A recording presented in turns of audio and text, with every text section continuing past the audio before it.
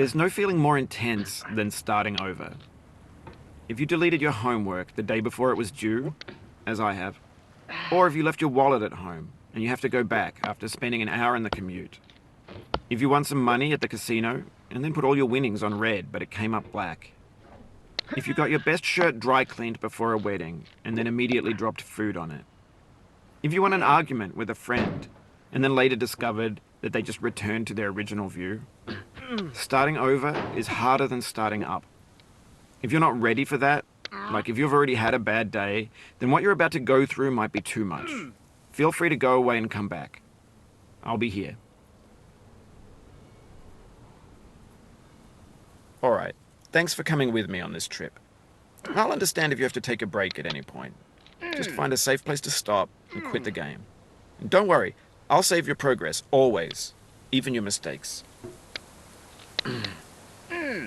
This game is a homage to a free game that came out in 2002, titled Sexy Hiking. The author of that game was Jazzuo, a mysterious Czech designer who was known at the time as the father of B games. And B games are rough assemblages of found objects. Designers slap them together very quickly and freely, and they're often too rough and unfriendly to gain much of a following. They're built more for the joy of building them than as polished products. In a certain way, Sexy Hiking is the perfect embodiment of a B game. It's built almost entirely out of found and recycled parts, and it's one of the most unusual and unfriendly games of its time. In it, your task is simply to drag yourself up a mountain with a hammer.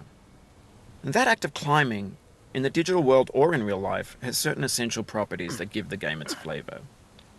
No amount of forward progress is guaranteed. Some cliffs are too sheer or too slippery. And the player is constantly, unremittingly in danger of falling and losing everything. Anyway, when you start Sexy Hiking, you're standing next to this dead tree that blocks the way to the entire rest of the game. It might take you an hour to get over that tree, and a lot of people never got past it. You prod and you poke at it, exploring the limits of your reach and your strength, trying to find a way up and over. And there's a sense of truth in that lack of compromise.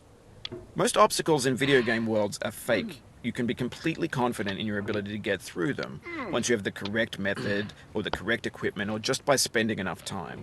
In that sense, every pixelated obstacle in Sexy Hiking is real. The obstacles in Sexy Hiking are unyielding, and that makes the game uniquely frustrating. But I'm not sure Jazzuo intended to make a frustrating game. The frustration is just essential to the act of climbing, and it's authentic to the process of building a game about climbing. A funny thing happened to me as I was building this mountain. I'd have an idea for a new obstacle, and I'd build it, test it, and it would usually turn out to be unreasonably hard. But I couldn't bring myself to make it easier. It already felt like my inability to get past the new obstacle was my fault, as a player rather than as a builder. Imaginary mountains build themselves from our efforts to climb them, and it's our repeated attempts to reach the summit that turns those mountains into something real.